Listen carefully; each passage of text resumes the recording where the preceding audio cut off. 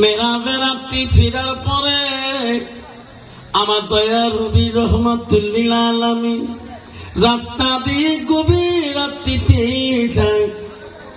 গেতে গেতে দেখিনি রাস্তা ধারে একটা কান্দনের আওয়াজ শোনা যায়। তাফসীরে আছে রে, আমার নবী বলে, কে গো এত রাইতে কান্দে গো? এই রাস্তায় কে গো এত রাইতে কান্দে? আমার নবীর সঙ্গে আস্তে আস্তে যায়। গেতে গেতে দেখে একটা সুন্দরী মহিলা পথের মধ্যে বসে কাঁদতেছে। নবী বলে, মা এত রাইতে কেন মা তুমি বসে কাঁদো? মা তোমার কি হয়েছে আমাকে খুলে বলো। মহিলাটা বলছে, মুসাফির, রাস্তা দিয়ে কত মানুষ দিন রাতি গেল, কেউ আমাকে জিজ্ঞাসা করলো না। এত রাইতে আপনি আমাকে জিজ্ঞাসা করছেন। মুসাফির গো, আমি বড় বিপদের মধ্যে পড়েছি। আমার সোনা নবী বলে, মা তুমি কি বিপদ হয়েছে আমাকে বলো। কইছে, মুসাফির, আমি এই দেশের বাদশার একজন আমি দাসী। বাদশা আমাকে পরীক্ষা করার জন্য 10 কেজি গম হাতের দ্বারা পিষিয়া 1 ঘন্টার মধ্যে আটা বানাইতে হবে। ও মুসাফির, আমি 1 ঘন্টায় পারি নাই, আমাকে 2 ঘন্টা সময় লাগেছে। মুসাফির বাদশা আইন করে দিছে, আমার আইন যে অমান্য করবে আমার তাবুকের আগালে তার তাবুক দেওয়া হবে, বেত্রাঘাত করা হবে। ওগো মুসাফির, আমি তার ভয়ে বাদশার দরবারে যেতে পারে না। আমাদের নবী বলল, ও মা, আমি তোকে সঙ্গে করে নিয়ে আমি সেই বাদশার কাছে নিয়ে যাব, বাদশা তোমাকে কিছুই বলবে না। মহিলাটা বলছে, না না মুসাফির, ওই বাদশা বড় রাগী, ওই মান সম্মান বোঝে না।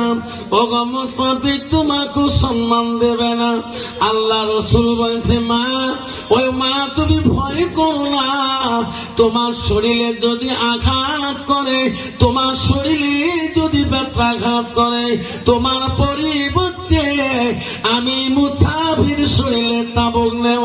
যেরকম সুবহানাল্লাহ।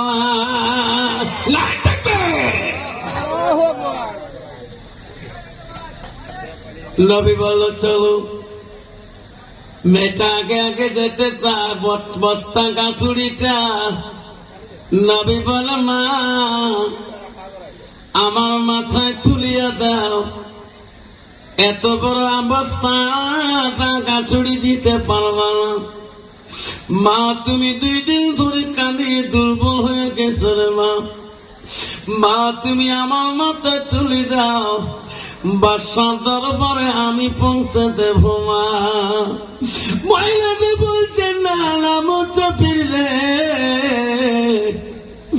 এই বস্তা পাগলা না পাক, তোমার এত সুন্দর নূরে চেহারা, তোমার মাথায় এই কাটুরি বস্তা আটার বস্তা তুলি দেওয়া যাবে না।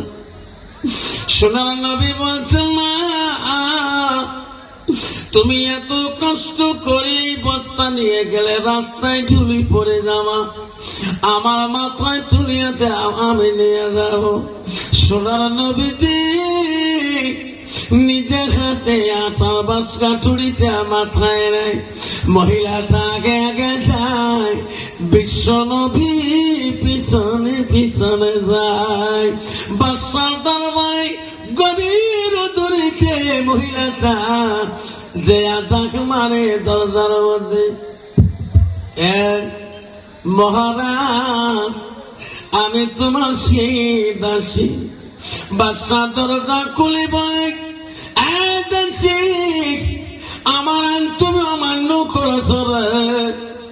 দাসী আর তোমার দেখাই দেওয়া যাবে না, তোমার জন্য চাবুক রেডি করা আছে। দাসী যদিও তো রেখাই দিতাম আর দেব না, একটা বেগুনা পুরুষ তুমি এত রাইতে সঙ্গে নিয়ে আসছো, তুমি রেডি হয়ে যাও, এখন তোর শরীরে চাবুক পড়ে যাবে। বিশ্বনবী বললেন, ও মহারাজ, এই দাসীর গায়ে আপনি চাবুক মারতে পারবেন না, যতটা চাবুক দাসীর গায়ে মারবে তার পরিবর্তে আমার গায়ে আপনি মারেন। কত বড় দয়াল নবী ছিল রে, কত বড় রহমাতুল আলামিন। বিশ্ব রাসূল বল, মহারাজ দাসীর গায়ে যতটা চাবুক মারবে তার পরিবর্তে আমার গায়ে মারিয়ে দেবে। বাদশা বলল, রে এ কোন দয়ালু মানুষ রে, এমন মানুষ জীবনে আমার নজরে পড়ে নাই। বাদশা ছিল তৌরাতের মহাপণ্ডিত। বাদশা বলল, মুসাফির তুমি রেডি হয়ে নাও তাবুক নেওয়ার জন্য, আমি এখন তাবুক আনতেছি। বাদশা ঘরের ভিতরে তৌরাতের লাশ পৃষ্ঠা কিতাবে দেখিল, আমার বাড়িতে দাসীর সঙ্গে একটা মানুষ আসবে, মানুষটা হবে বড় দয়ালু, মানুষটা রাগ করবে না, ইনি হবে আখিরি জামানার নবী, তার বাবা হবে আব্দুল্লাহ, মার নাম হবে আমেনা। বাদশা বলল, রে এই মানুষটা নাকি রে। বাদশা ঘুমাইলেন না, চাবুক নিলেন না, বাড়ির ভিতর দিয়ে অন্য রাস্তা দিয়ে গ্রামের সব মানুষকে ঘুম থেকে জাগরণ করে দেন। ভাই উঠরে উঠ, বিশ্বনবী মুহাম্মদ রাসূলুল্লাহ আমার বাড়িতে আসছে রে, আমরা সত্য ধর্ম গ্রহণ করিয়া আমরা কলেমা পড়ে মুসলমান হয়ে যাব।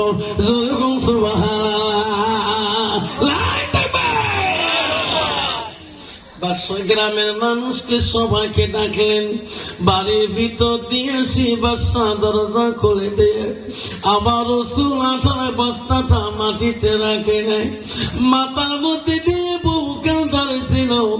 বাদশা দৌড়িয়েছি, বলল, ও নবী আমি বড় বেয়াদবি করলাম, ও নবী আমার ছেলে নাই, আমি বাদশা রুইস, এই দেশের জমিদার, ও নবী আমি বাদশা, ওই তৌরাতের মহাপণ্ডিত, আমি প্রতিদিন তৌরাত কিতাবটা পড়ি, আমি আমল করি, এই কিতাবের লাশ পৃষ্ঠায় লেখা আছে আমার বাড়িতে একদিন একটা দাসীর সঙ্গে একটা মানুষ আসবে, মানুষটা হবে বড় দয়ালু, মানুষটা হবে বড় নরমাল, রাগ করলে রাগ করবে না, তিনি হবে আখিরি জামানার নবী, তার বাবার নাম আব্দুল্লাহ, তার বাবার নাম হবে আমেনা।